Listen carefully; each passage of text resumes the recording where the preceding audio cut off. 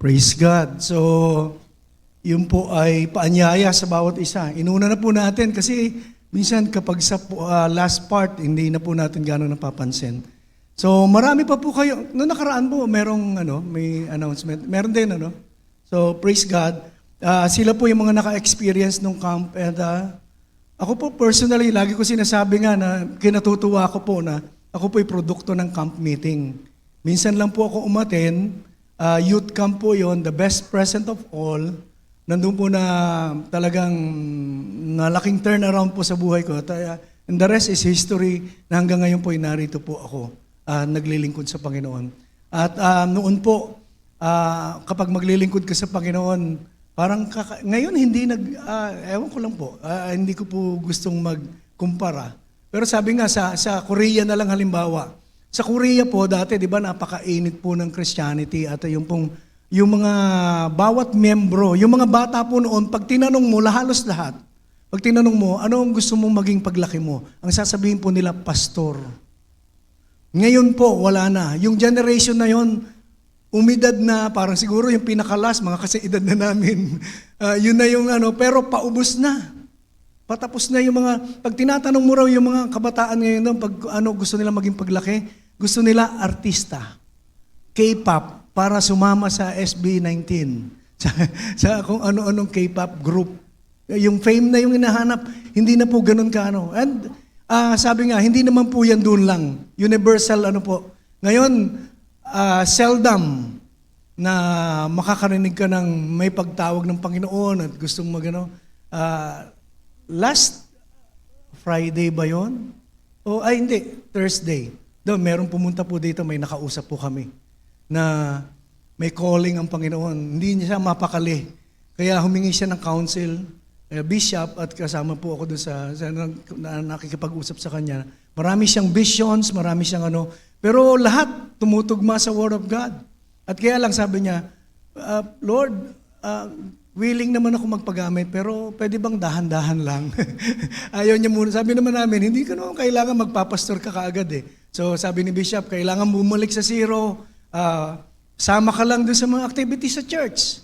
At kung saan kang ministry, parang tinatawag ng Panginoon, kasi nakikita niya yung sarili niya kapag nagtuturo po, si Pastora Jo dun sa harapan, nakikita niya yung sarili niya na siya yung nagpipreach. Pero ang tagal niyang nilabanan at tagal niyang winidheld sa sarili niya yung ganong. Sabi nga namin, yung pala, nag-work na pala yung Lord dun sa mga prayers natin noon at hanggang sa kasalukuyan na talagang magtayo ang Lord ng mga panibagong mga lingkod na And hallelujah, nakakagulat po yung kanyang testimony. At wala pa silang trabaho parehas mag-asawa pero nagkaroon sila ng business at binibless ng Lord yung business para wala na silang alalahanin kung sakali mang talagang mag-decide siya in the near future na sa Panginoon. Binless na sila ng Lord ngayon pa lang. Kaya wala pong talo sa Panginoon. Sabi nga, lagi naman namin sinasabi kahit po mga pastor, si Bishop most of all, na nauna sa amin, sinasabi niya na, hindi naman namin pinagsisihan yung paglilingkod eh. Ako po, kung nakasakay po ako ng barko, hindi ko rin po alam kung ano kinabukasan, pero at least, diba, medyo siguro, hindi man ako kapitan, sabihin na natin, chief mate. Mataas pa rin yun. Hindi po, mga ganun. Kasi yung mga mag-anak ko po sa Iloilo, ganun talaga. Pero hindi naman pinagsisihan yung paglilingkod. Dahil wala namang naiba eh. Sila may material lang na bagay na tinatangkilik po sila at natutuwa sila doon. Pero tayo naman, may kapayapaan, may kagalakan sa puso na kahit na wala yung material na bagay na hindi doon nakasalig yung ating kagalakan. Hindi doon sa dami ng pera, hindi sa dami ng mga na-accumulate po ng mga ari-arian.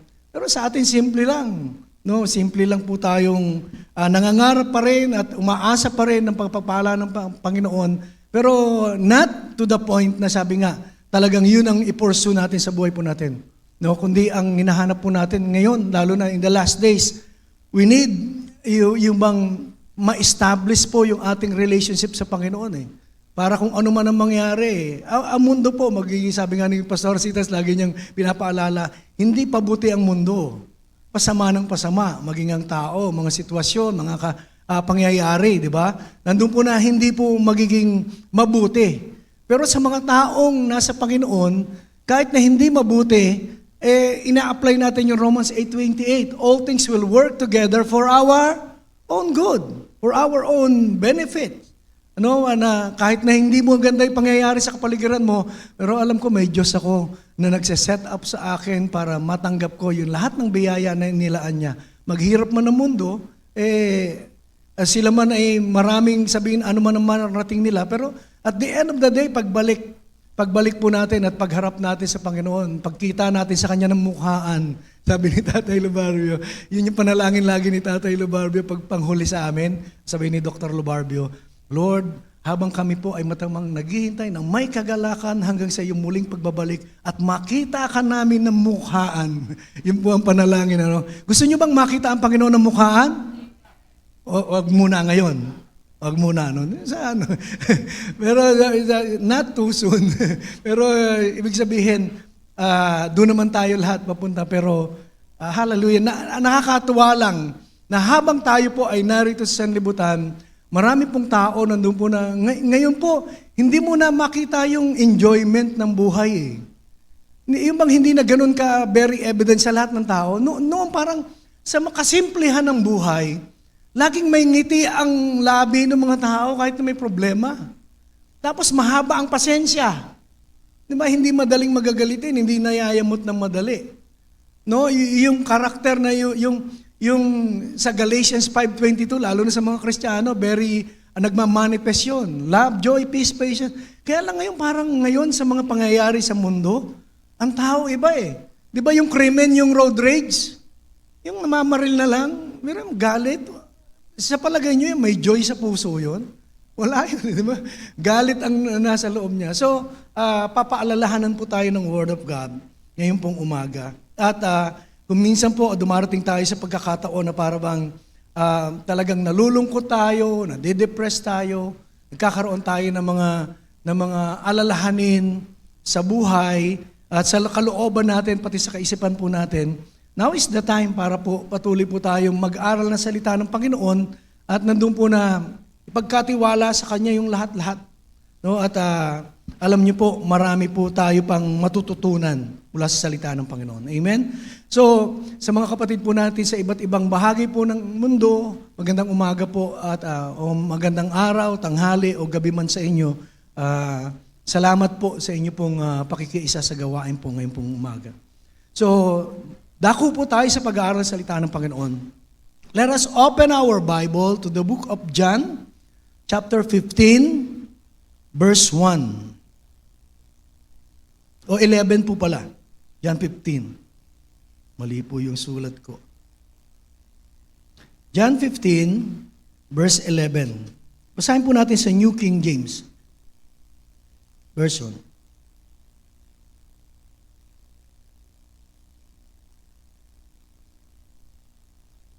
Sabi po, "These things I have spoken to you, that my joy may remain in you, and that your joy may be full." Sabi po, "These things that I have spoken to you, that my joy," ang Lord po nagsasalita, "that my joy may remain in you, and that your joy may be full." So, kagalakan ng Panginoon. At sabi po dito sa ibang salin, sa Amplified Classic Version po, sa AMPC, sabi po, "I have told you these things, that my joy and delight may be in you, and that your joy and gladness may be of full measure, complete, and overflowing." So that is the will of God. Sabi po, yung joy po natin, sabi po, that your joy and gladness may be of full measure, and complete, and overflowing. Sabi ko nga, di ba, ang Lord, laging superlative, laging pag-blessing, super abundant, no, overflowing, no, to the highest level yung lagi pong biyaya na pinagkakalob niya sa atin. Full measure na, pag sinabing full measure, wala nang kulang yun eh. No, yung full, buong sukat, ganap na sukat. At sabi po, kumpleto. At sabi po, overflowing, nag-uumapaw. Hindi lang kumpleto, kundi nag-uumapaw pa.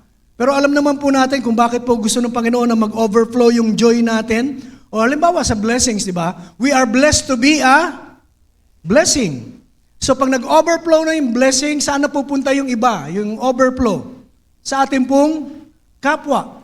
Sa mga mahal natin sa buhay, sa mga taong malalapit po sa atin, o sa mga taong pwede nating abutin. So ganun din po, sa kagalakan, gusto ng Panginoon, hindi lang sapat na kagalakan, yung masaya ka lang, kundi yung bang magagamit ka pa niya para maging daluyan ng pagpapala sa iba. Alam niyo po ba, ang joy ay contagious? Di ba? Nakakahawa yan eh. Sumama ka dun sa taong laging nakakunot ng noo. Laging ang pag pinakitaan mo ng donut, ang nakikita ay yung bilog. Hindi yung kabuuan ng donut. No? Parang walang pakinabang sa donut na ano nakikita mo?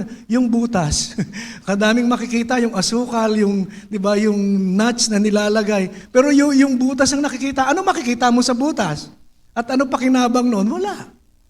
Ganyan po maraming tao, nandun po na ang gusto ng Panginoon, huwag ka lang magkaroon ng kagalakan, kundi mag-overflow kasi gusto niya maging pagpapala ka sa iba.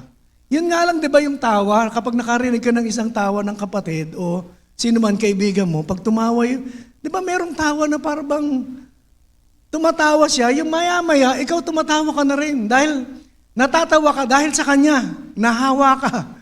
Di ba? Ganyan yung joy na gusto ng Panginoon sa atin.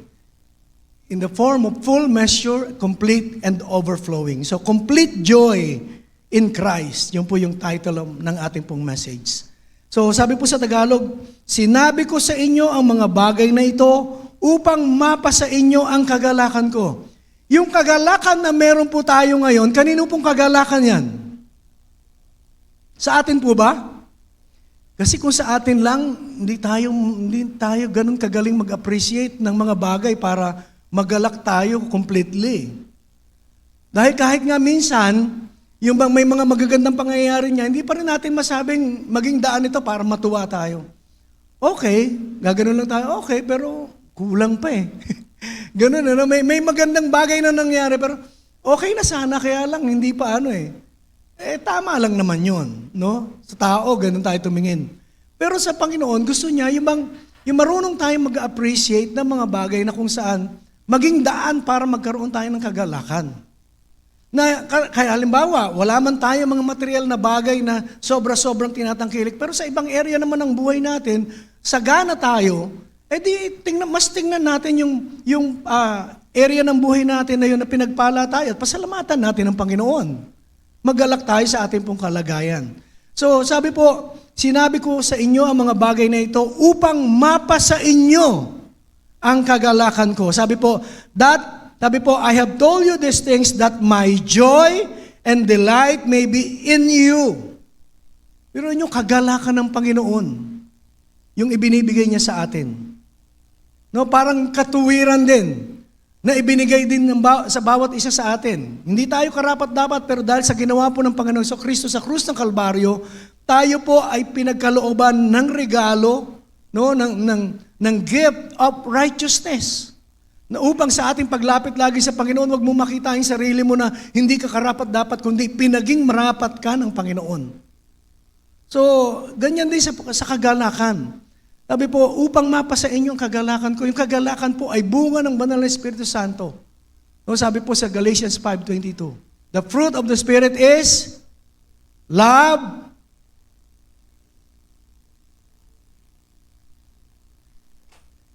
yun po.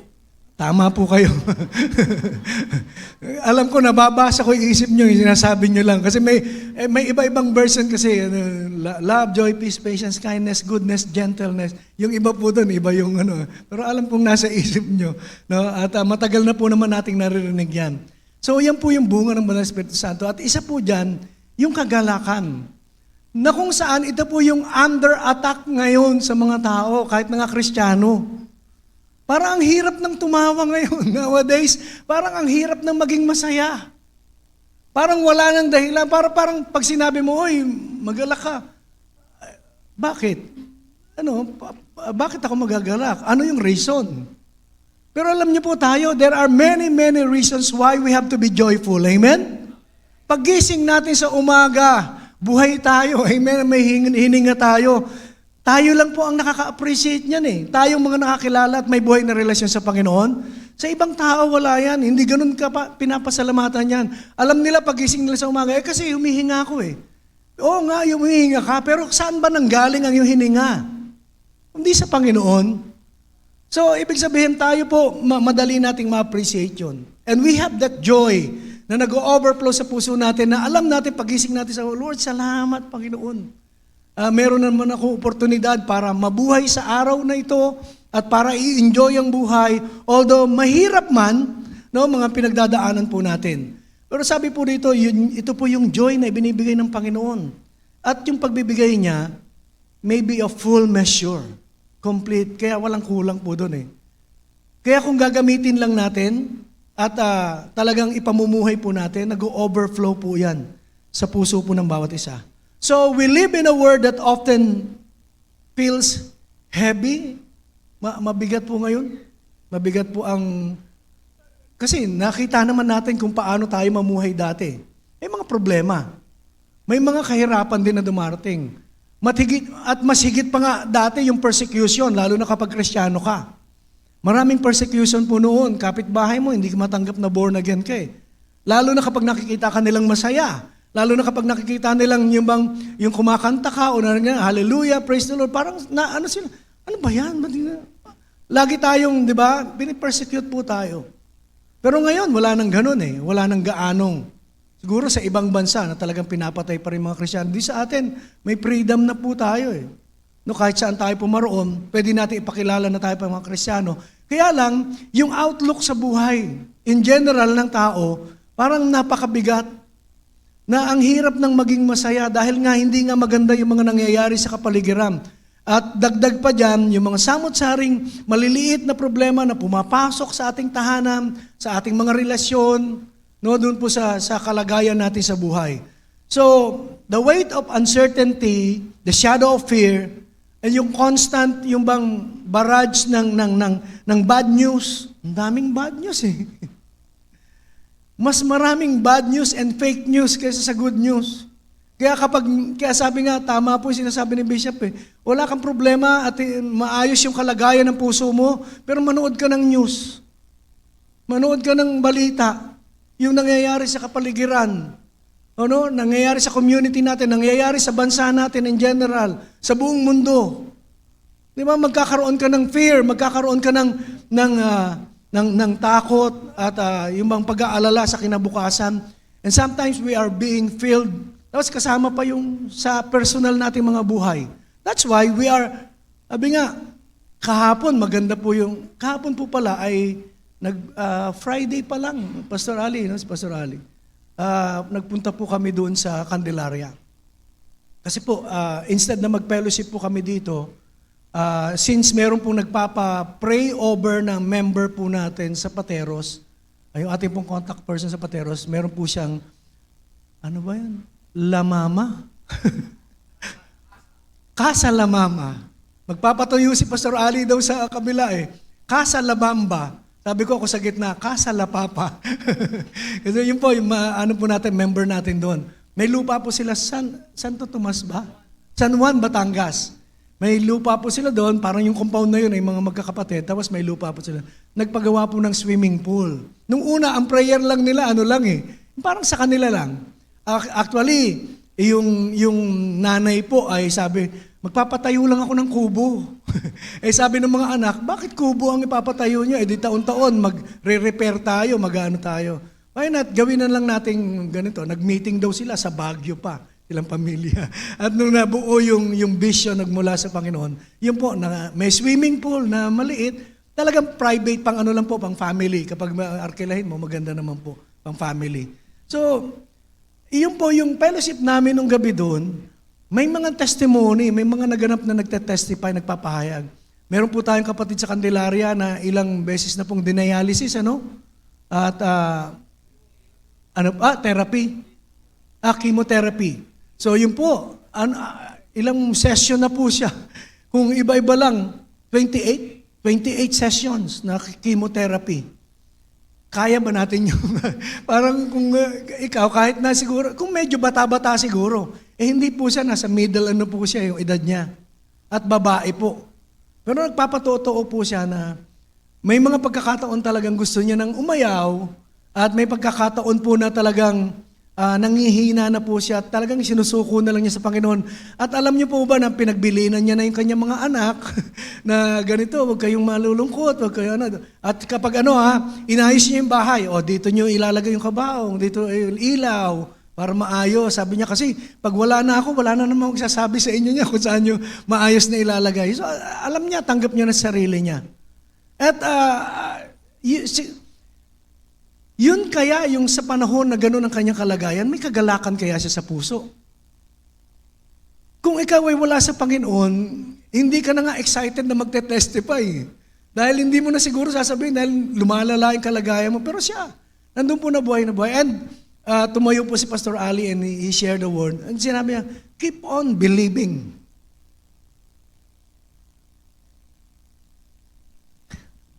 Ako po, tahimik lang. Nandun sa pero that struck into my heart. Sabi ko, ganun lang naman ang kailangan eh. Wala namang malalim na theology na itinuturo. Kundi manampalataya lang, maniwala lang tayo sa Diyos. No, yun lang naman ang hinihingi.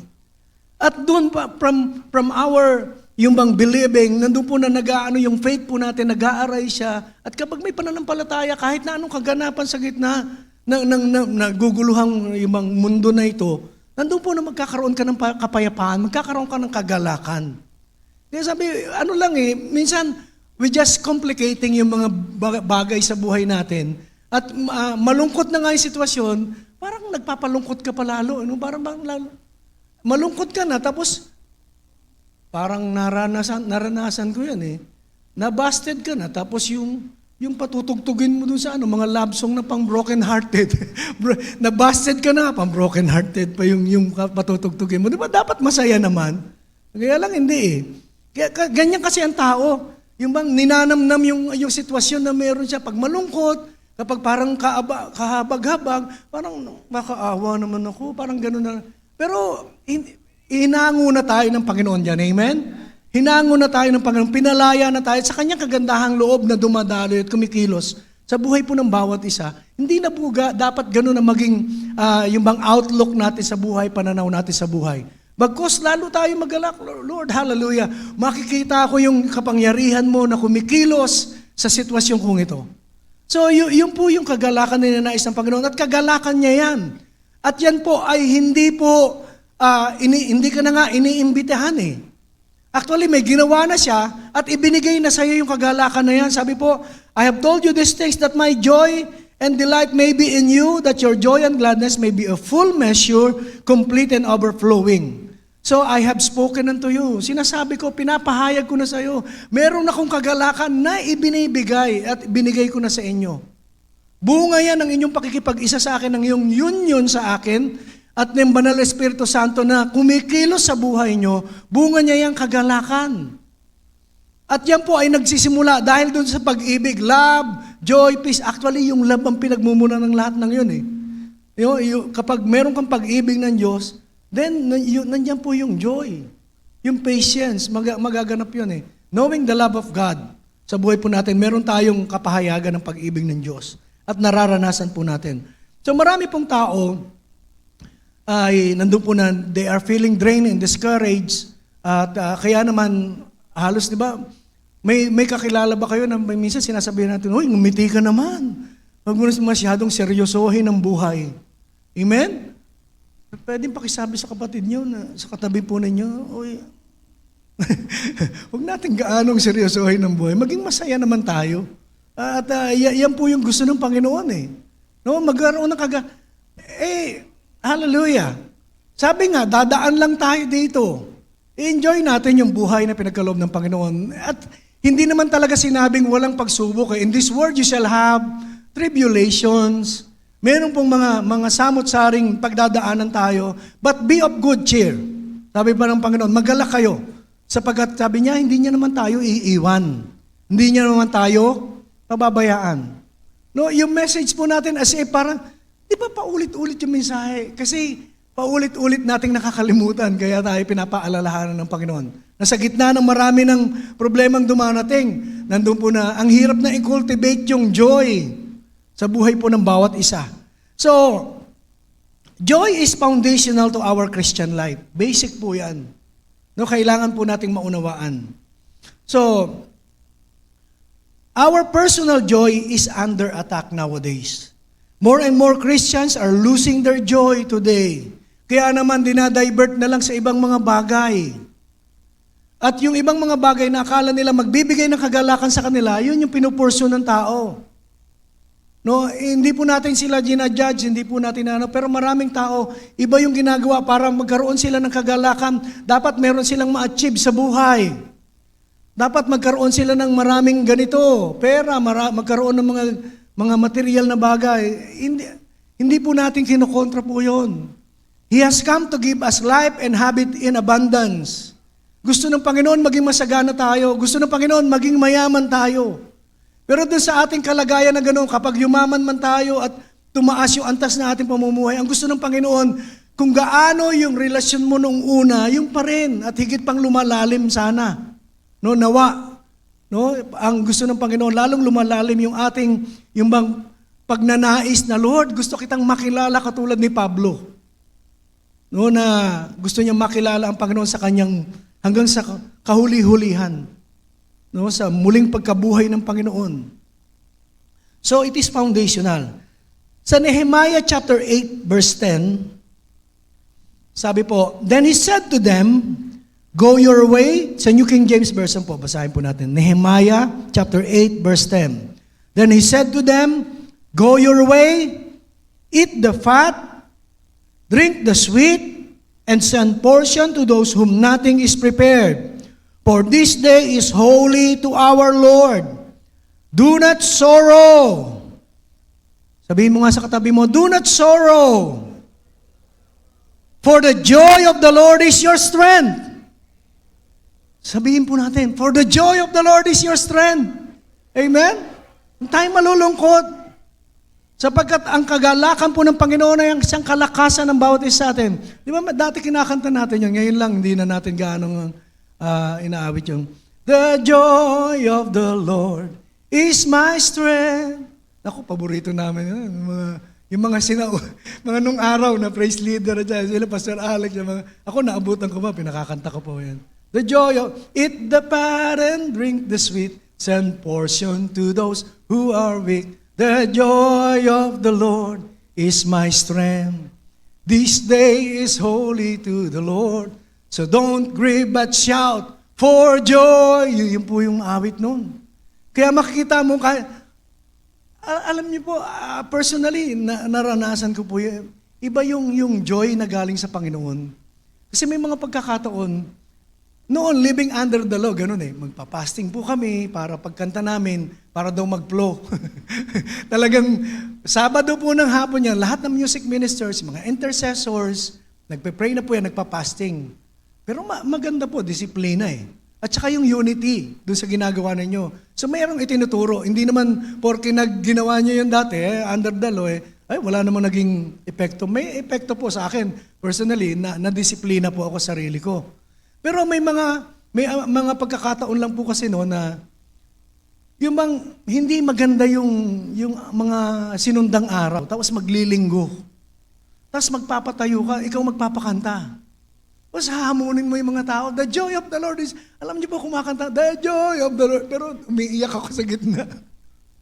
Sabi ko parang hindi naman yata tama na, the joy of the Lord is my strength, pero umiiyak ako dahil, pero hindi dahil sa dahil sa lungkot o dahil sa naiiyak ako kasi alam kong totoo that as I sing the word of God, habang inaawit mo, the joy of the Lord is my strength, dinideklara mo yung lahat ng mga nararamdaman mong kabigatan, bigla unti-unting nawawala. Kaya naman naiiyak ka naman ngayon. Ganyan tayo mga Kristiyano eh. Yung iba hindi po kayang gawin yun. Tayo lang nakakagawa nun. Umiiyak habang tumatawa. Si Sisa, iba namang kalagayan nun eh. Hindi, tayo matino. Pero naiiyak tayo, tumatawa tayo, naiiyak pa rin tayo. Pero kasi iba, merong ginagawa. Something deep inside of us na merong pong ginagawa ang Panginoon. At kung tayo po sensitive lang, lalo na in times of praise and worship, doon pa lang sa mga awitin po natin. Kasi mostly, yung mga inaawit po natin is from the Word of God. Nalikha po yung mga awit na yon, hango po sa kung ano sinasabi ng Panginoon. Kaya lang yung iba, niliteral po ito. Eat the pot. Ano po yung kakainin? Taba. High blood po kayo. Wag na. And drink the sweet. Siguro, ito sinunod namin ni Bishop, kaya tumaas na konti yung sugar namin.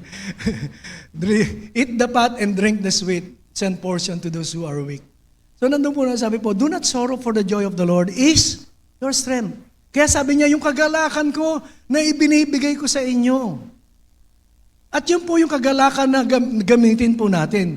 Hindi po yung kagalakan natin. Wala tayong sariling kagalakan lang. Hindi tayo nagagalak. Madali tayong ma-prostrate, madali tayong ma-discourage, madali po tayong manghina. Pero ang Diyos, hindi. Kaya yung kagalakan niya na binibigay niya sa atin, kahit na anong circumstansya ng buhay, hindi po mapapawi yun. Hindi kayang talunin. And Psalms 40 verse 8, sabi po, sa New Living Translation, I take joy in doing your will, my God, for your instructions are written on my heart. So nandun po yung kagalakan ng psalmist na gawin ang kalooban ng Panginoon. At ito po yung kalooban ng Diyos na tayo po ang bawat isa sa atin ay magalak sa anumang kalagayan ng buhay na meron po tayo. No, enjoy natin ang buhay, enjoy life. Hindi naman kailangan pag in-enjoy ang buhay, marami kang pera. Hindi naman kailangan pag enjoy life, kailangan mo mag-travel na mag-travel. Pero minsan may mga pagkakataon, wala kang ginagawa, pero makikita mo na lang isang araw sarili mo, nagta-travel ka because you are blessed of the Lord. Amen? So nandun po yung abot-abot na kagalakan na meron tayo. So, kung yun po ang ninanais ng Panginoon sa bawat isa atin at pinagkaloob niya, na minsan ay yung bang hindi natin natatap, kaya hindi tayo makangiti sa gitna ng problema o bang nagkakaroon tayo ng yung bang hindi magandang pakiramdam na tayo po yung nanghihina. At hindi po naman natin tinatawaran, sinasabi, Pastor, hindi mo lang alam kung ano kinalalagyan namin eh. Hindi mo lang alam kung ano pinagdadaanan namin. Lahat naman tayo may pinagdadaanan. Siguro po, sa ibang panahon at pagkakataon, sabihin mo ngayon na medyo malala yung pinagdadaanan mo, napagdaanan na rin ng ibang kapatid yan. Napagdaanan ko na rin po na nagkaroon ako ng isang malalang sitwasyon, problema na dumating. Pero ngayon, siyempre, ikaw yung nakakaranas, kami naman yung medyo light lang yung pero ibig sabihin, lahat tayo dumaranas. Kaya hindi po exempted ang bawat isa. And ang kailangan po natin is to cultivate that joy in our lives. Actually, nandun na nga eh. Nasa atin eh. No, pinagkaloob na ng Panginoon. That my joy may remain in you and that your joy may be full. So, saan po natin matatagpuan and how can we cultivate joy in our lives? Saan po ba natin ito matatagpuan? Ano po yung mga ginagawa po natin na kung saan makakapagdagdag lalo ng kagalakan sa puso ng bawat isa atin? Una, basahin po natin sa Philippians chapter 1 verse 4, sa New Living Translation po. Philippians 1:4 sa New Living Translation. Sabi po, I take joy, Philippians pala. Philippians 1:4, whenever I pray, I make my request for all of you with, hindi mo nagpe-pray siya Sabi po, whenever I pray, I make my request for all of you with joy, nang may kagalakan. No, pinaparating niya yung kanyang panalangin sa Diyos. Para sa bawat isang kapatiran, pinararating niya ng may kagalakan. So, ibig sabihin, there is joy. Joy can be found in prayer. Sa pananalangin. Parang yata yun? Joy, prayer. Sa prayer, puro yun eh. Diba? Yung intense, yung ginagawa natin dati. Yung isang oras na hindi pa nakakapasok sa presensya ng Panginoon. Naalala ko sa bahay ni Nanay Orang, ng mga kabataan po namin. Iba pa po yung sa church eh. Iba pa yung Friday prayer eh. Na intercession talaga overnight.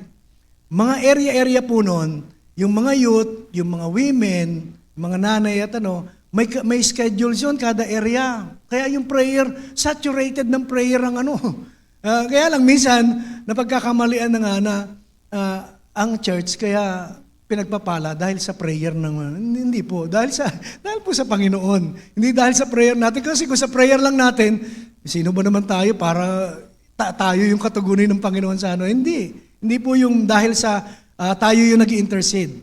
Kundi maganda, may po doon, may unity. So nandun po na, joy is found in prayer. Communing with God is the foundation for joy. Yung ating communion, yung ating pong prayer life, foundational po yan para magkaroon po tayo ng kagalakan. True joy is not found in fleeting pleasures, yung mga layaw ng mundo, yung mga binibigay ng mundong kasiyahan, yan po ay lumilipas Sabi po, joy is found in a deep and abiding union with God, with Christ. So yung isang malalim at malapit na intimate na pakikipag-isa natin kay Kristo o sa Diyos, yun po yung magdadala sa atin ng kagalakan. Kasi di ba, kapag nasa harapan ka ng Panginoon, kapag kasama mo ang Panginoon, iba po yung pakiramdam. Hindi po feelings lang, kundi talagang nag-a-abide siya na doon sa kailaliman. Sabi po, prayerless Christians, ewan ko po kung maniniwala kayo, prayerless Christians are joyless Christians. Medyo di ba? Prayerless, parang napaka-judge. Hindi po, totoo po Kasi kung joyful ka na Kristiyano, katulad nung kanina, whenever I pray, I make my request for all of you with joy.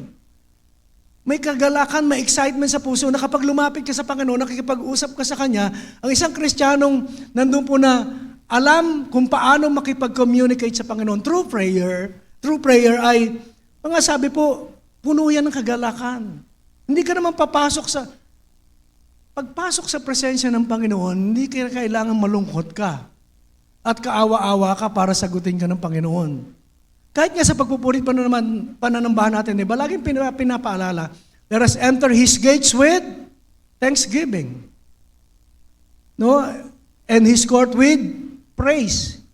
Hindi ka naman makapagpupuri, hindi mo siya maluluwalhati kung wala kang kagalakang nararamdaman sa puso mo dahil sa mga nakikita mo talagang pagpapala na pinagkakaloob sa iyo ng Panginoon. So, I therefore conclude na isang Kristiyanong hindi nananalangin ay Kristiyanong walang kagalakan. Kaya marami, sabi po, we don't have to talk with God. We get to talk with God. Hindi tayo inuutusan na kailangan natin talagang gawin na makipag-usap sa Kanya. Kailangan nating manalangin.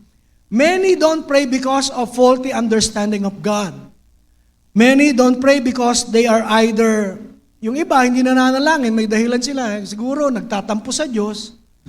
O kaya, nandun na takot lumapit sa Panginoon kasi meron siyang nagawang hindi maganda.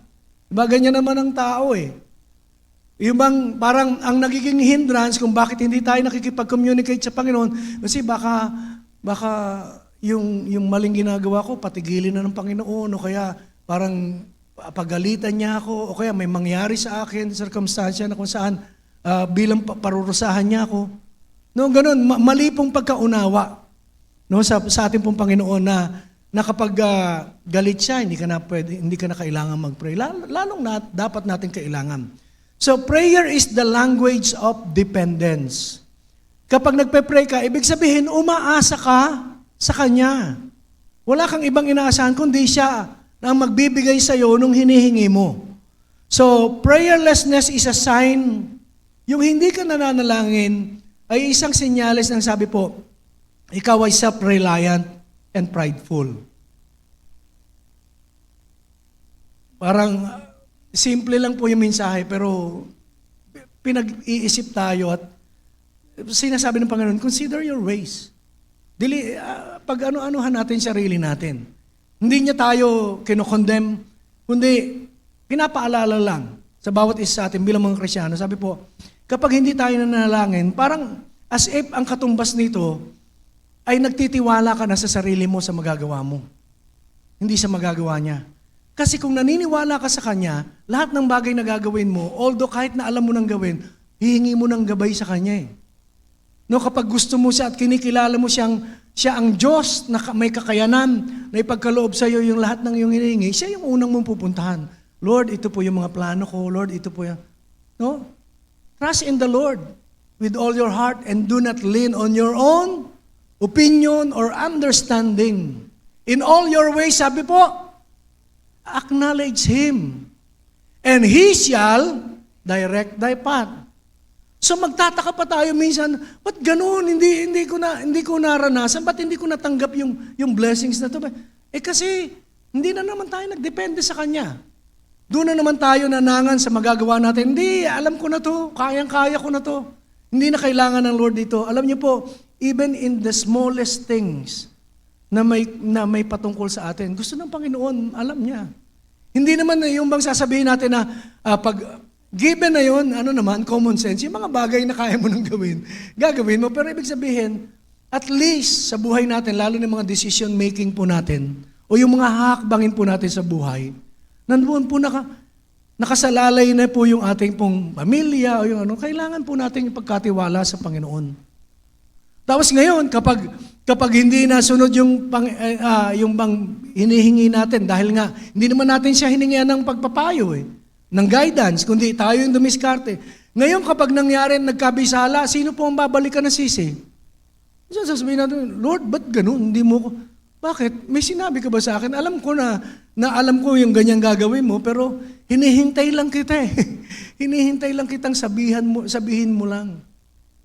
At alam niyo po, kapag sinabi natin sa Panginoon, nandun po na i-equip niya tayo ng lahat ng bagay para makamtan po natin yung ating pong hinihiling. No, tutulungan pa niya tayo. So kapag hindi tayo nagpe-pray, parang sinasabi natin, hindi na natin kailangan ng Panginoon at kaya na natin on our own at merong tinutubuan na tayo ng pride niyan. No, medyo nagmamalaki na tayo. So, communion to God, yung prayer po natin, will lead us to His Word. Laging ganun kapag nakikipag-communicate ka sa Panginoon, meron siyang salitang ibibigay sa iyo Hindi man eksaktong-eksakto na kung paano yung sinasabi ng Biblia, pero at least yung idea, pag binalikan mo yung Bible, ganun. Parang yung banggit mo kahapon na sinabi ni Pastor Ali, keep on believing. Hindi po sinabi lang sa kanya, keep on believing. Meron pong nakaakibat na salita yun na ganito. Bakit? Para lalo kang may dahilan, para lalo kang maniwala sa kanya. Hindi yung sa gawa, hindi lang yung sabihin natin, naisip mo lang, keep on believing. Hindi. Iaano sa'yo ng Panginoon I-reveal sa'yo yung kanyang kalooban through His Word. So ganyan din, in our prayer, in our communion with God, God will lead us to His Word. At kapag nandun po na tayo po sa presensya ng Panginoon, nakikipag-usap tayo sino po dito yung kasama niya, yung taong mahalaga sa kanya at mahal na mahal niya, tapos pagkausap niya, nakasimangot siya at hindi siya masaya? Meron bang ganun? Parang wala namang ganun. Di ba kasama mo yung taong mahal na mahal mo, mahalaga sa'yo? Di ba ang sarap makipag-usap sa kanya? Ang sarap makipag-communicate? Kahit na minsan nga, wala na nga torya yung kausap mo rin. Wala na ring sense yung pinag-uusapan. Pero but since na-enjoy mo yung kanyang presensya, merong kagalakan Ganyan din sa pananalangin. Kung medyo tayo po ay napapagod na o sabihin natin na, hindi, under grace na naman ngayon. Alam na ng Panginoon yung kailangan ko. So, ibibigay niya kahit hindi ako mag-pray. No. Nali po tayo ng pagkaunawa sa grasya ng Panginoon. Sa grasya ng Panginoon, lalo pong nandun po na binibigyan tayo ng excitement na lalong mag-pray. Hindi na lang katulad nga lang nung dati na nagmamakaawa tayo. Ngayon, puro pasasalamat lang at pagkaangkin sa mga biyaya. Puro pasasalamat sa Panginoon. Positive na yung prayer natin. Hindi na, Lord, kung kalooban mo, ang lahat ng mabuting bagay ay kalooban ng Diyos para sa bawat isa sa atin. Amen? Hindi po wala pong hindi mabuti tapos yun ang gusto niya. Sige po, palakpakan natin ang Panginoon. So, communion to God will lead us to His Word. So, una, joy is found in prayer. So, makukultivate po yan, yung kagalakan po na yan kapag tayo po ay nananalangin. And Philippians 1:25, pwede pong basahin po natin sa ESV. Pasensya na po, iba-iba lang po yung yung version. Philippians 1:25. Sabi po, convinced of this, I know that I will remain and continue with you all for your progress and joy in the faith. Sabi po, for your progress and joy in the faith. So when you are in faith, you will have joy. No, kung ikaw ay nananampalataya sa Diyos, nasa pananampalataya ka, may kagalakan. No, kahit na hindi mo pa nakikita yung mga bagay-bagay na nagaganap sa buhay mo, meron ka ng kagalakan. May excitement ka na nga eh. No, nandun po na excited ka na. So, faith is not looking for a manifestation of something you prayed for. Kasi pag yung, Lord, nawa po makita ko, yun po ay yung tawag po doon, umaasa ka. Pag-asa po yun, hope po yun. So, you are hoping, I hope na i-bless niyo po ako ng ganito. So, faith is not looking for manifestation of something you prayed for. That is hope. Faith has reserved, sabi po, what was asked. It has it right now. So, yung faith po ay, pinapanalangin mo pa lang, pero as if, ngayon na, Lord, nandito na, inaangkin ko na. So, ang pananampalataya ay pag-angkin sa mga bagay na hindi mo pa nakikita, pero deep in your heart, nananampalataya ka na nandyan na at tangan mo na yung biyaya. Tawag po doon pananampalataya. At yun po yung kailangan po natin bilang mga Kristiyano. At kapag ganun po ang inyong kalagayan, so if you believe, you have something now. Halimbawa, nagpe-pray ka lang ngayon, Lord, biyayaan niyo po ako ng bahay at lupa. Pero hindi ka umaasa na darating yun sa isang araw o sa mga susunod na taon. Yung bang, habang nananalangin ka, Lord, salamat po, inaangkin ko na po ito. Ano po mararamdaman natin? Di ba may joy tayo? Na kahit wala pa yung bagay, pero nandyan na, as if you are holding the blessings, ang ibubunga po niyan, kagalakan eh. Kaya nga, kapag ang isang Kristiyano namumuhay sa grasya ng Panginoon, nandun po na, alam niya yung importansya, yung kahalagahan ng pananampalataya. Kapag nagpe-pray siya, hindi na siya naghihingi ng nagmamakaawa, kundi inaangkin niya na kahit hindi pa niya nakikita. At habang nagpe-pray yan, nakangiti yan, Lord, salamat. Minsan, napapasigaw ka pa, Amen, Lord, hallelujah. Inaangkin ko na po ito sa pangalan ng Panginoong Hesus. No? So, merong joy. So, if you believe you have something now, it will produce joy even before you see it. Bago mo mapakita, may kagalakan ka na. Kaya meron pong kagalakan, matatagpuan sa pananampalataya. Faith cometh from hearing the Word of God. Amen? The Word of Christ. Sa Romans 10:17. So, spending time with God in prayer and in the Word, pagsamahin po natin, are foundations for joy in our life. So, hindi lamang po pananalangin, kundi kasama po yung salita ng Diyos na ating pong pinagbubulayan, inaangkin po natin. Sabi po, that is foundational sa buhay po ng bawat isa. This will provide us strength and empower us to do the will of God. Kapag meron tayong pananampalataya. At gagawin mo yung mga kalooban ng Panginoon nang may kagalakan sa puso mo, hindi yung may pagdadalawang isip, hindi yung, teka, mangyayari ba ito? Hindi. Meron kang joy. Dahil alam mo, nandun yung pananampalataya mo kung ano ang pinangako ng Panginoon, ano sinabi niya sa kanyang salita, hinahawakan mo ito as if tinatanganan mo, ito na, tahawak ko na, Lord God. So nandun po yung kagalakan sa puso ng bawat isa. So, hallelujah. Sa Romans chapter 15, verse 13. Romans 15, verse 13. Diyan pa rin po sa ESV. Romans 15, verse 13. May the God of hope fill you with all joy and peace in believing, so that by the power of the Holy Spirit, you may abound in hope. Sabi po, may the God of hope fill you with all joy and peace. So, may the God of hope fill you with all joy and peace in what? In believing. So that by the power of the Holy Spirit, you may be abound in hope. So, believing, Kapag ikaw ay nananampalataya, sabi po, it is accompanied always by joy and peace. Kasi sabi po, may the God of hope fill you with all joy and peace in believing. Sa ating paniniwala at pananampalataya sa Diyos, ang kasama po niyan, kalaki po niya na nandun po na umuusbong sa buhay po ng bawat isa sa atin ay yung kagalakan at kapayapaan. Kapag may pananampalataya ka sa Diyos, may joy at may peace. Amen?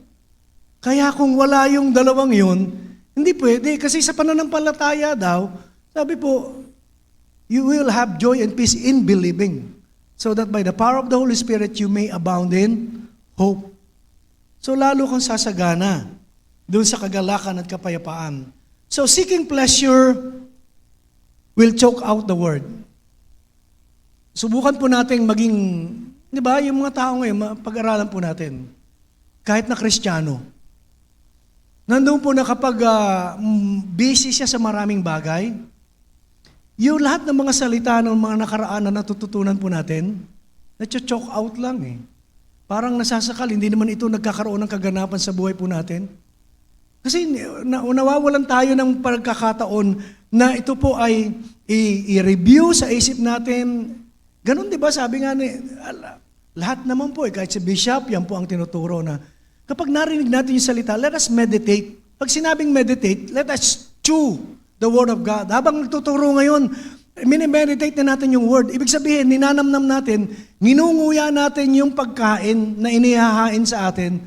At kapag ginuya natin ng maayos, ano po nagiging, ano binibigay nito sa katawan natin? Nourishment and, di ba nagiging maayos? Subukan mo pag-aralan yung kumakain ng mabilis ng nilulunok lang yung pagkain. At sa isang taong kinakain niya yung talagang, yung nginunguya niya, yung lahat ng sustansya nakukuha niya eh. Pero doon sa paglunok lang, na mabilis nga yung pagkain mo, pero wala eh. Walang sustansyang naihahatid sa katawan natin. So, ganun din sa salita ng Panginoon.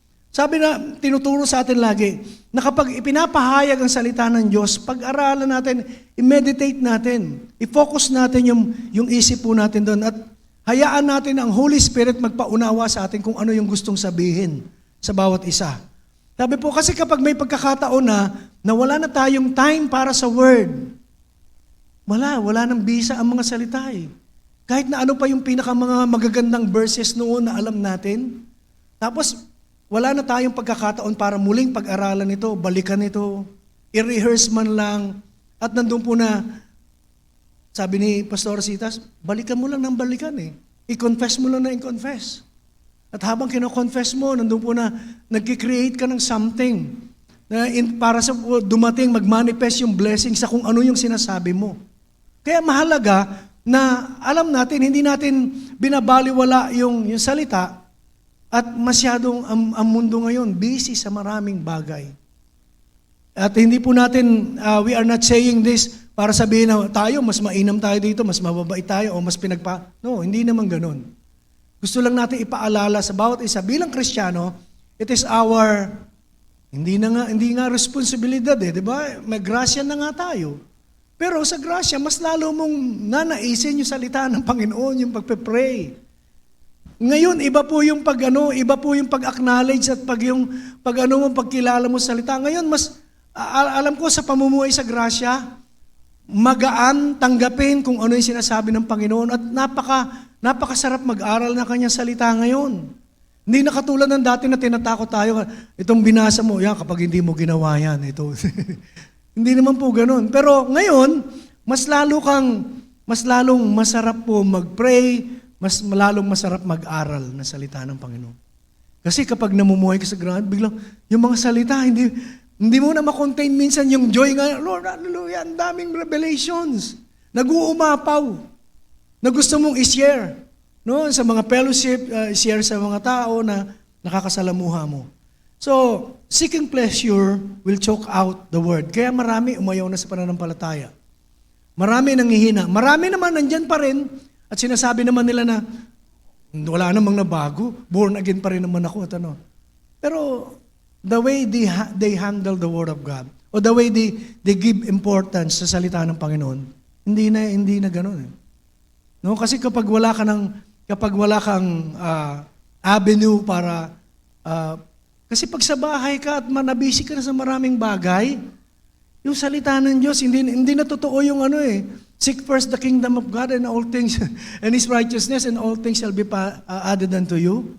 Sinasabi na lang natin pero talagang mas marami na tayong hinahanap at inaatupag na iba.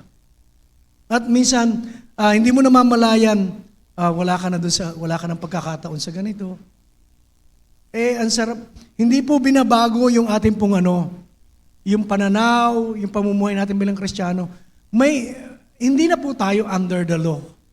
Pero may mga bagay na ginagawa tayo noon na pwede mo pang gawin ngayon at mas lalong gagawin mo na ngayon, under grace, masaya ka.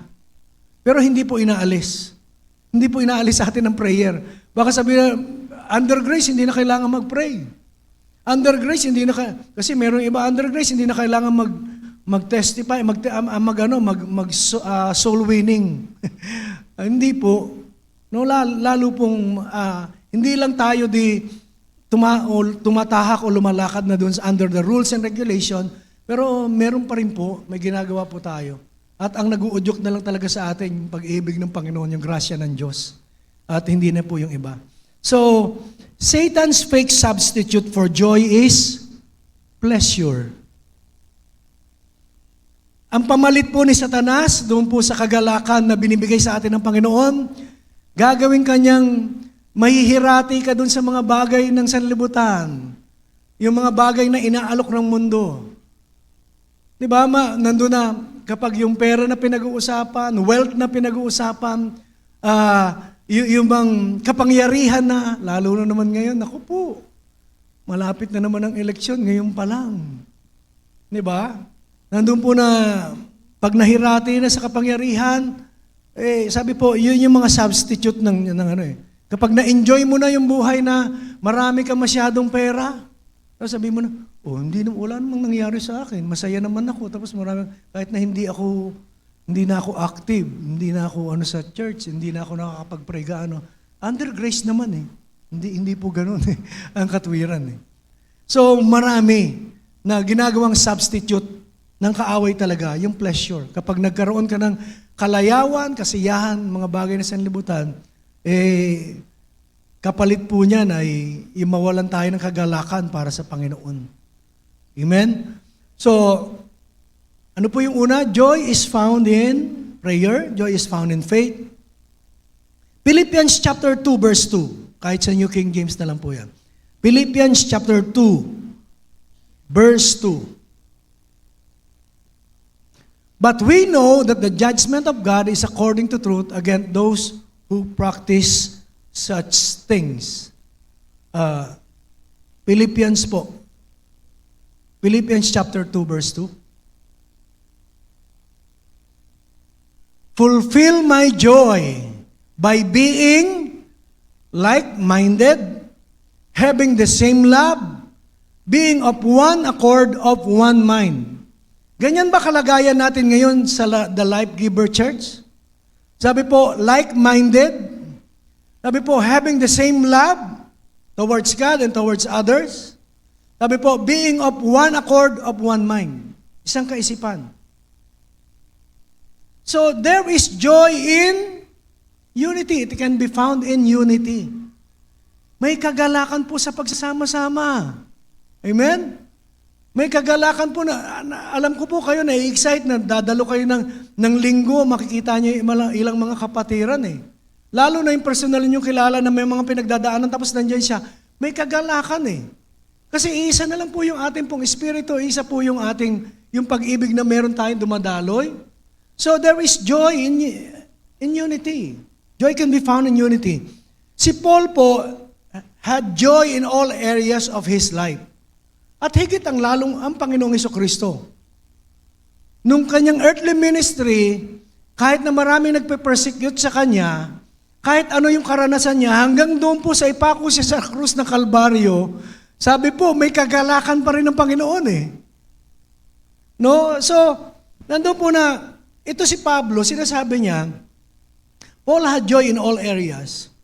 And he counted himself as one with the Philippians. Doon sa sinasabi niya sa Philippians, ina-identify niya yung kanyang sarili sa mga taga-Pilipo. Parehas lang tayo, isa lang yung ating Diyos, isa yung ating Espiritu. Sabi po, he said, fulfill or complete my joy by unity. At yung kagalakan po na yun, may kagalakan ba kapag nag-iisa ka? Siguro, meron naman. Nasabihin natin, alam ko naman, sasabihin niya, siyempre po, kasama namin si Lord. O, di ba? Lagi bang ganun? Pag yung panahon na parang medyo na-overwhelm ka sa mga pagsubok at nag-iisa ka. Di ba, pakiramdam natin minsan wala si Lord, yung bang malayo siya. Kaya nga nagawa yung natutulog ba ang Diyos, di ba? Parang kasi minsan, parang pakiramdam natin, malayo ang Panginoon. Di ba dati nagtatanong na, but Lord, parang sa mga sitwasyon ko ito, parang ang layo-layo mo. Kasi kapag nag-iisa ka, wala kang kagalakan. Pero, kapag meron kang kasama, pwede bang may kagalakan ka? Sabi po, no man is an island. Walang sino man ang nabubuhay para sa sarili lamang. No, hindi ka mas maganda yung meron kang kumpanya, may kasama ka. No, may kaibigan ka. May mga taong nakapaligid sa iyo na alam mo, anytime na kapag wala kang ka-fellowship, ewan ko po kung nag-iisa ka.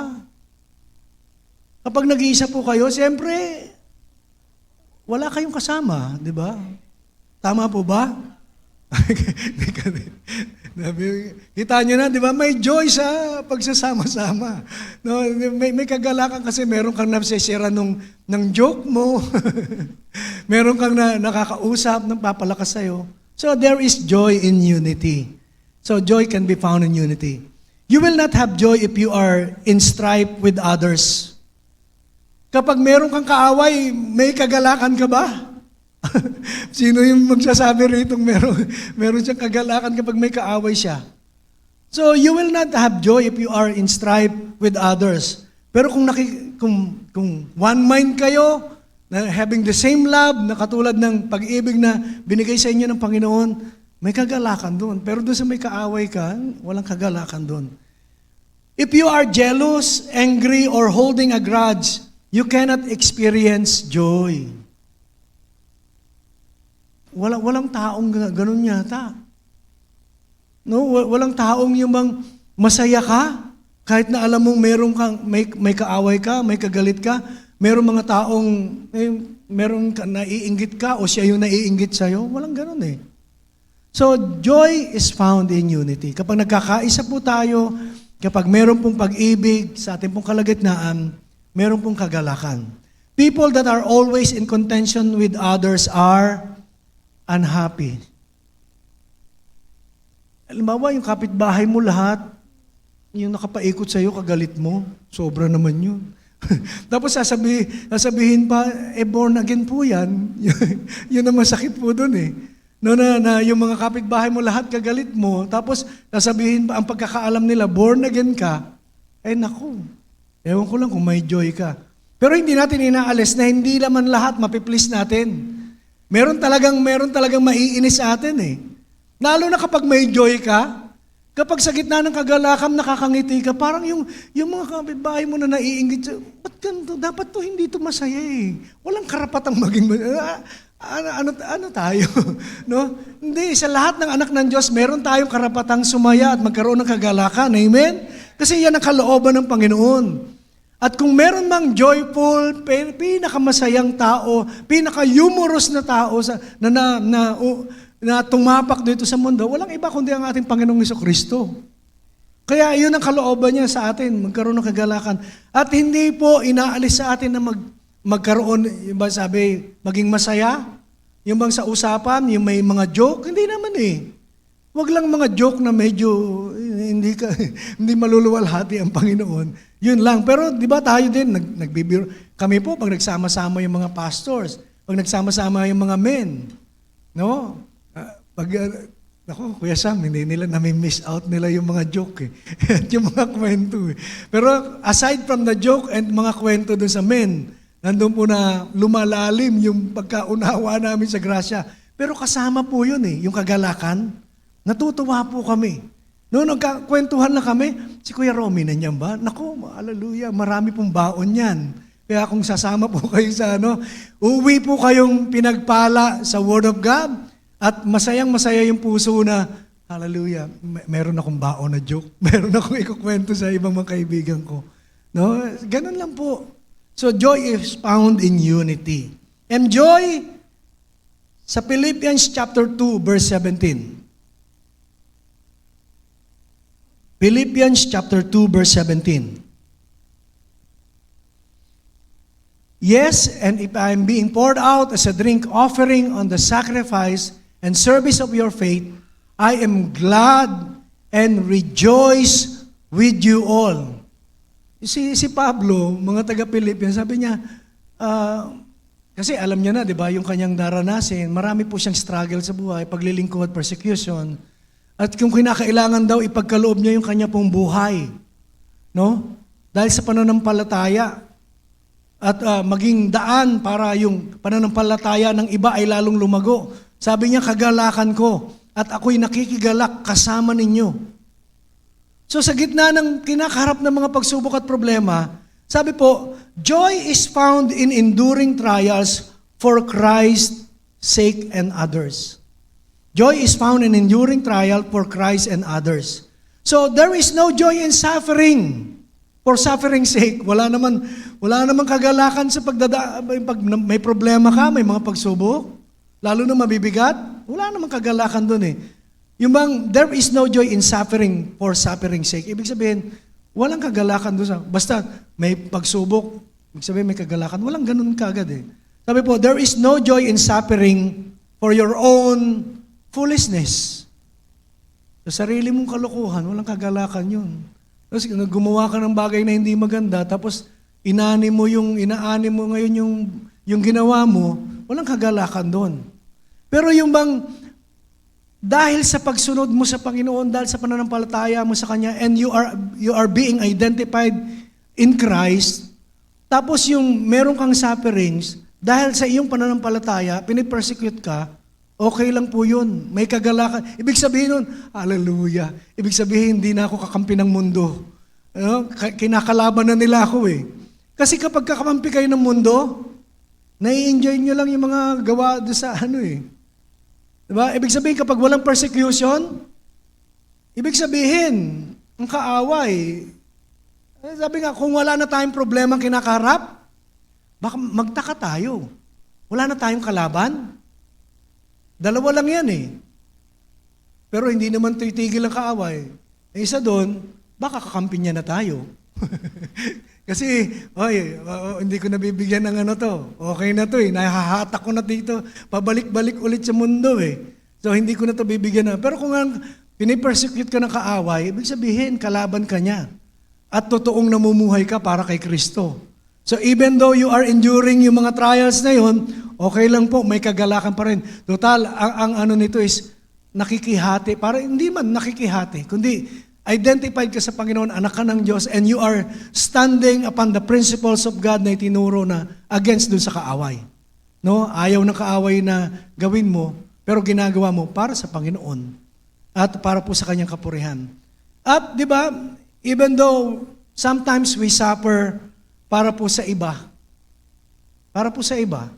yung para sa ikabubuti ng iba, pero ikaw yung gagamitin para medyo hindi po magiging magaan, may kapalit, pero okay lang po yun, may kagalakan ka pa rin kasi naging pagpapala ka doon sa iyong kapatid, sa ibang tao. So, there is joy found in enduring trials for Christ and others. At yung mga trials sa buhay po natin, hindi naman dumarating yan para saktan lamang po tayo. Marami pong purpose din yan Medyo minsan sasabihin natin na, alam mo ba, yung pagsubok, may nagsasabi pa nga, diba, prayer ko nga, dagdagan pa ng dagdagan yung mga pagsubok kasi lalong, wag naman natin pag-pray na gano'n. Baka nga mamaya, dumami, tapos umandang dumami. Saka sabi mo, Lord, joke lang naman yun. It's a prank. Hindi po pwede yun.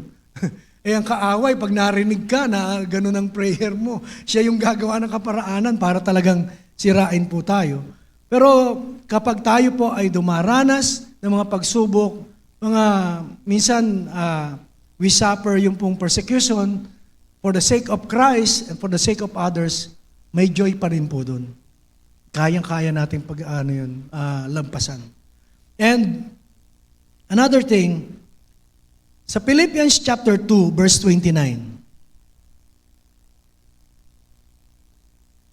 pwede pong basahin natin sa Good News Translation po. Philippians chapter 2, verse 29. Receive Him, then, with joy as a believer in the Lord. Show respect to all such people as He. Sabi po, receive Him, then, with joy as a believer in the Lord. Show respect to all such people as He. So, joy is found in fellowship. Joy is found in fellowship. God made us to be relational. Hindi tayo nilikha para humiwalay sa iba. Nilikha tayo para sa isa, para magkaroon tayo, mag-desire tayo ng relationship. At unang-una, higit sa lahat sa Panginoon. Hindi tayo nilikha para pampuno ng mundo.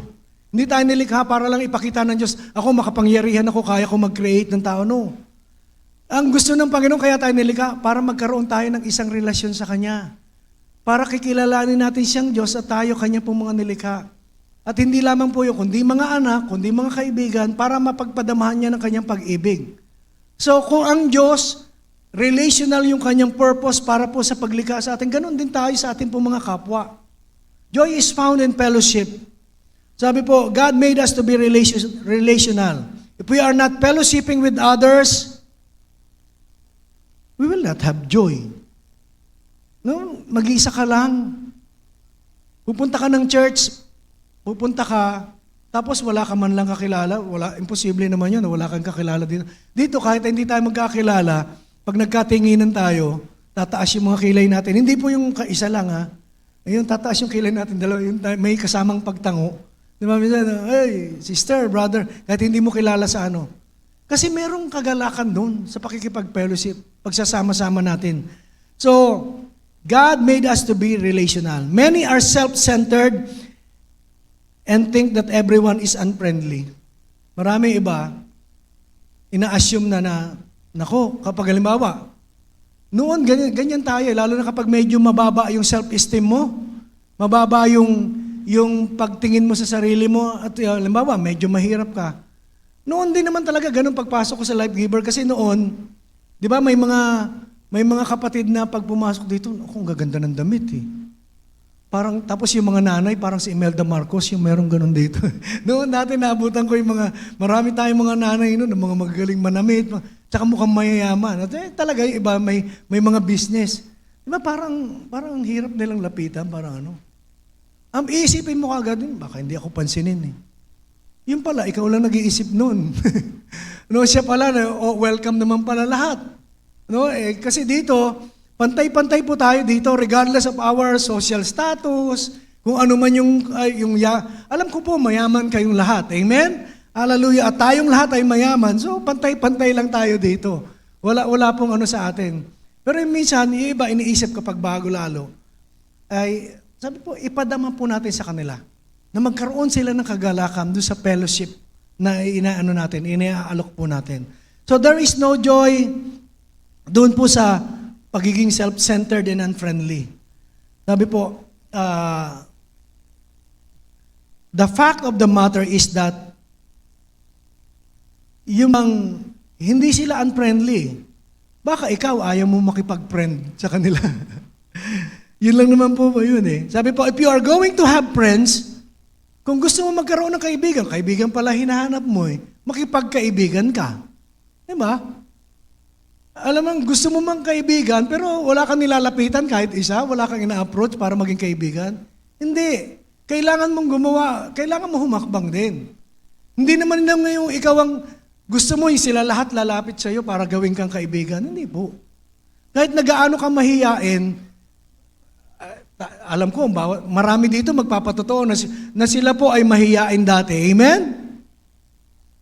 Wala talagang mahiyain sa inyo. Talagang, hindi praise the Lord.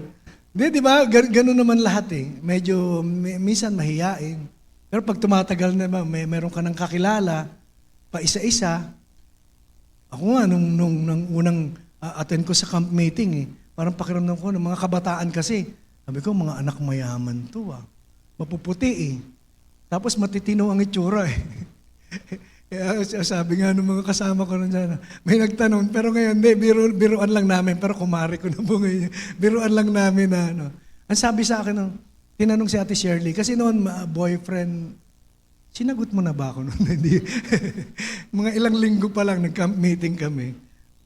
Ihiwalayan ako ni Ate Shirley dahil hindi daw dapat makipamatok ang mga nasa liwanag sa kadiliman. Sabi ko, ba't gano'n na ba ako kadilim? Bago lang kasi siyang born again eh. Pero ganun niya tinatayuan ng Word of God, ha?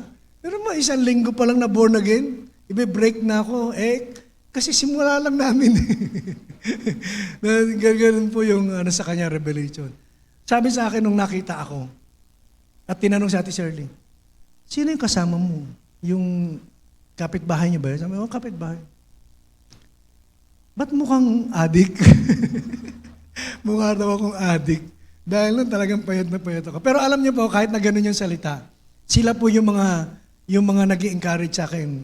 Maaaring nagtanong siya ng ganun, pero nag-i-encourage po sa akin na sumama sa Bible study, sumama sa youth fellowship, at yun po yung naging simula para i-mold ako ng Lord. Sa kung ano man ninanais niya palang plano pala niya sa akin, magpapastor pala ako. Pero hindi nila makita sa akin yun noon dahil mukha akong adik. Sabi ko, hindi ako adik, lasinggero lang ako.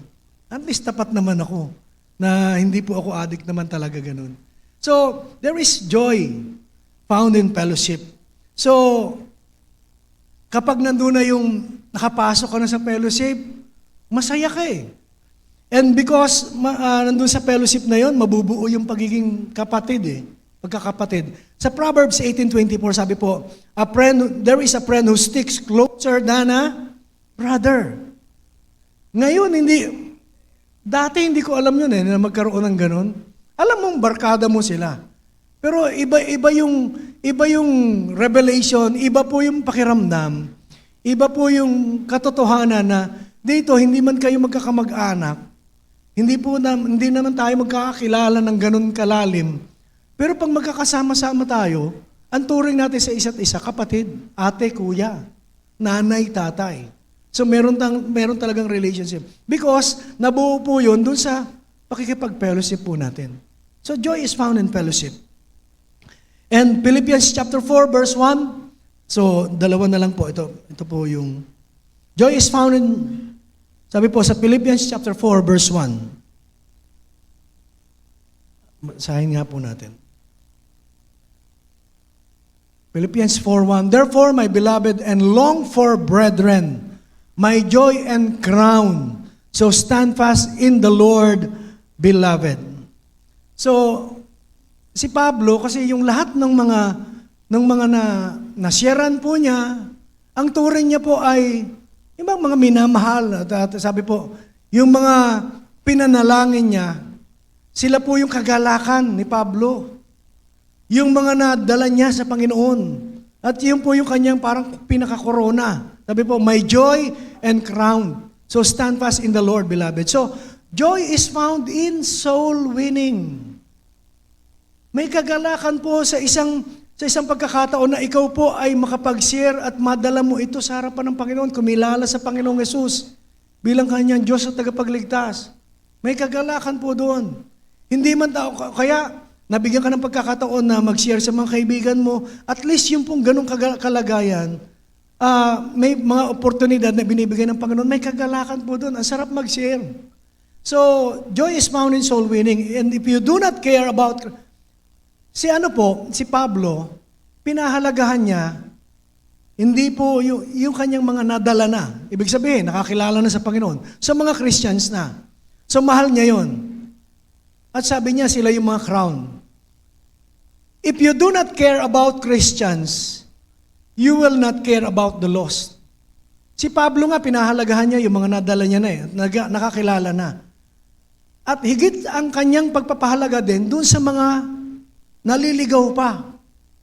Sa mga pre-believers. mga hindi pa believer, mga pre-believer, makakakilala pa lang sa Panginoon. Ganun po yung kanyang pagpapahalaga. Mahal ba natin ang isa't isa bilang magkakapatid? Mahal ba natin yung mga taong nasa labas na nangangailangan ligaw, nangangailangan pong maibalik sa tamang daan, no? Sa isang relasyon sa Panginoon.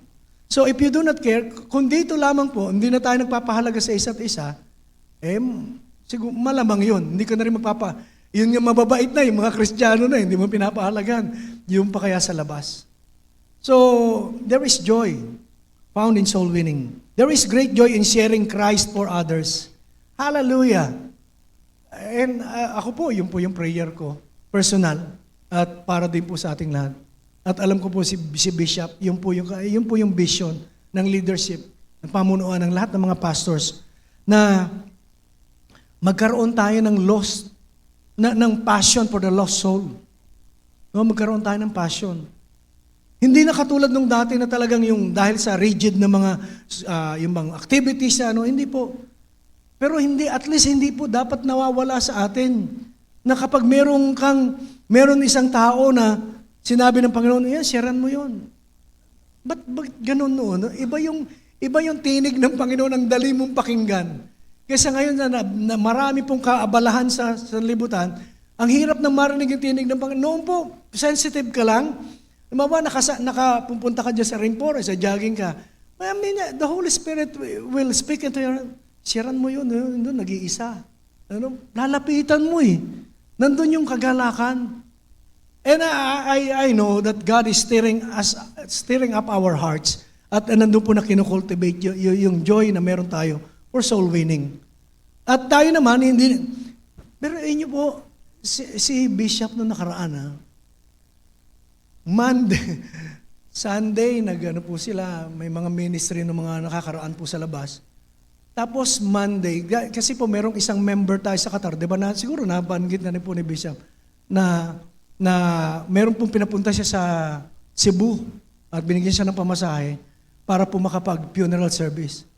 Alam niyo po, hindi po para for the sole purpose na makapunta si Bishop doon at saka ang motibo lang para mag-funeral service. Malalim po. Kasi ang dahilan po doon, kaya gusto rin at nandun yung kagalakan ni Bishop pumunta kasi alam niya, yun yung appointed ng Panginoon ng pagkakataon para makapag-share doon sa pamilya nung namatayan. At marami po tumanggap sa Panginoon. Hindi man katulad ng dating ginagawa natin na may mass evangelism, pero ngayon nagbubukas ang Lord na opportunity. Ang kailangan po ngayon is ready po ang bawat isa sa atin. Amen? Na kapag mayroong opportunity na makapag-share tayo, hindi po kailangan magaling tayo sa Bible. Just share your testimony. Just share the love of God. Huwag na po natin silang takutin kapag hindi mo ito tinanggap ang Panginoon, pupunta ka sa impyerno. Unahin mo na mahal ka ng Panginoon.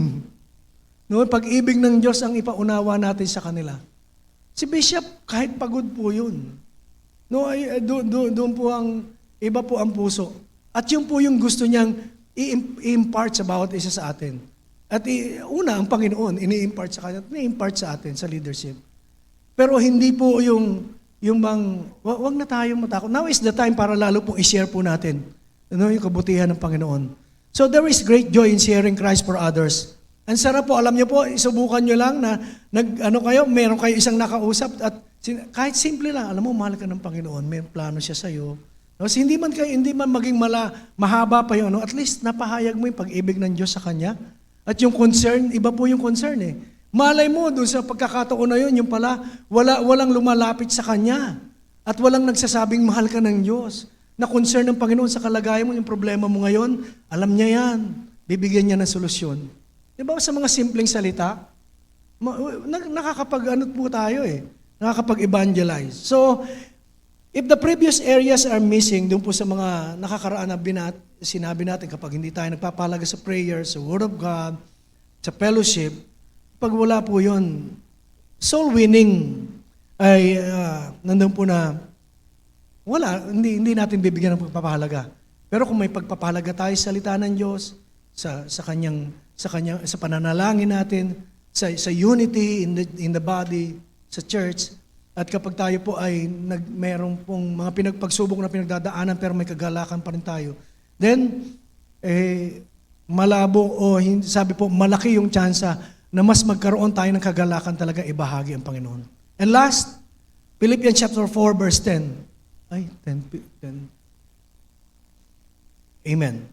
Philippians 4 verse 10. Basahin po natin. But I rejoice in the Lord greatly that now at last your care for me has flourished again. Though you surely did care, but you lacked opportunity. Si Pablo po kasi, ng mga nagdadaan, nandun po na tinutulungan siya ng mga kapatiran in terms of material things na kailangan niya, encouragement, kailangan niya, and lalo na sa kanilang pong pagbibigay. Nandun po na, at yung pagbibigay ng mga kapatid sa kanya, dahil sa kanya pong kalagayan niya, nandun po na napupuno sila ng kagalakan. Pero may mga pagkakataon din na walang oportunidad yung mga kapatid, kaya hindi sila nakakapagbigay ng pagpapala kay Pablo. Alam niyo po, ang message po dito is about joy. Joy is found in giving. Di ba masarap yung nagbibigay? Yung ikaw yung tumutulong. Iba pong fulfillment yun. Iba po yung kagalakan sa puso nun. Kasi, for where your treasure is, there your heart will be also. Di ba sabi sa Matthew chapter 6 verse 21? Kung ang kagalakan mo, para sa sarili mo lang, para sa sariling pleasure mo lang, hindi yun Hindi matatawag na kagalakan yun Ikaw lang naman ang nagtatamasa. Pero yung iba yung ikaw ay nagbibigay. At hindi lamang po pagbibigay sa kapwa, kundi katulad din, may opportunity tayo na magkaloob sa Panginoon, hindi pa po offering. Pero joy is found in giving. May kagalakan. Kaya nga sabi, di ba, kapag nagbibigay kayo, magbigay tayo na hindi napipilitan. Noon tayo po may kagalakan sa puso. Kasi yun po yung natutuwa ang Panginoon. Na sabi po, we give cheerfully unto the Lord. Kaya yung kagalakan, ang isang Kristiyano na may galak sa puso, yan yung mga mapagbigay. No? Yan yung mga generous. At alam ko po na sa The Life Giver Church, matagal na pong natuturo sa atin yan. At yan po naman ay pinamumuhay na sa atin, natin. At pinapaalala lang na kung sakali, sabi po, baka madalas, doon tayo sa area na yun, nawawalan ng joy, hindi po, mas maganda pong magkaloob po tayo. And tithing and giving of offerings po natin ay nandun po na nire-require tayo, may kagalakan. At iba po yung pakiramdam. Lalo na yung nakakatulong ka lalo sa kapwa mo. You are blessed to be a blessing. So nakakatulong po sa kapwa. So joy is found in giving. So naalala po ba natin lahat? And I hope na meron tayong natutunan ngayong umaga. Joy is found in prayer. Joy is found in faith. Joy can be cultivated in unity. Sabi po, is found in enduring trials for Christ and other. Joy is found in fellowship. Joy is found in soul winning. Joy is found in giving. So, let us not settle for fleeting happiness of this world. Huwag tayong umasa lamang o yakapin natin yung mga bagay ng sanlibutan na lumilipas lamang. Embrace the fullness of joy that Jesus offers. Ino-offer niya, kagalakan, complete. Sabi po, overflowing. So let us be people known for our joy. A joy that shines brighter than any darkness. A joy that reflects the love of Christ and point others to the source of true joy. Kasi kapag pinamumuhay mo yung kagalakan, parang itinuturo, siyempre magtatanong sila, maging curious sila, saan kaya nanggagaling yung kagalakan ng taong ito? Ano po sasabihin natin? It's all by the grace of God. Because of Christ. It's because of the Lord. So, siya yung lalapitan din ng mga tao. So, go forth and let us live with joy, knowing that our joy is complete in Him. Yung joy na meron tayo ay kumpleto na po. Walang kulang po dyan. Kaya anuman ang maganap, anuman ang mangyari sa buhay po natin, bunga po yan ng Banal na Espiritu Santo. Bunga ng ating pakikipag-isa sa Panginoon, yung pag-ibig, yung kagalakan, yung kapayapaan. At iba pa, nandun po na, pero ngayong umaga, gusto ng Panginoon, mapuspos tayo ng kagalakan. na kahit anuman ang kinakaharap po natin, huwag pa rin maaalis yung maging maliwanag yung ating kaisipan at kaya pa rin nating ngumiti sa gitna ng mga kalagayan po natin. Amen? So, let us just come before the Lord this morning and we will pray. Hallelujah. Thank you, Jesus. Thank you, Lord. Panginoon, maraming salamat po sa umaga pong ito, sa mensahe na pinagkaloob niyo po sa bawat isa po sa amin. And thank you, Lord God, for the joy that's in our heart today, O God. Na muli, Panginoon, pinapaalala mo sa amin kung saan po namin matatagpuan yung kagalakan. Unang-una, Panginoon, ito po ay bunga ng Banal na Espiritu Santo at ng aming pakikipag-isa sa iyo. Kaya naman nagpapasalamat po kami, Panginoon, na ngayon pong umaga, we can lift up our hands, we can say, thank you, Lord God, because our heart is full of joy that comes from you. It is your joy, Lord God, residing in our hearts today. Maraming salamat po, Panginoon.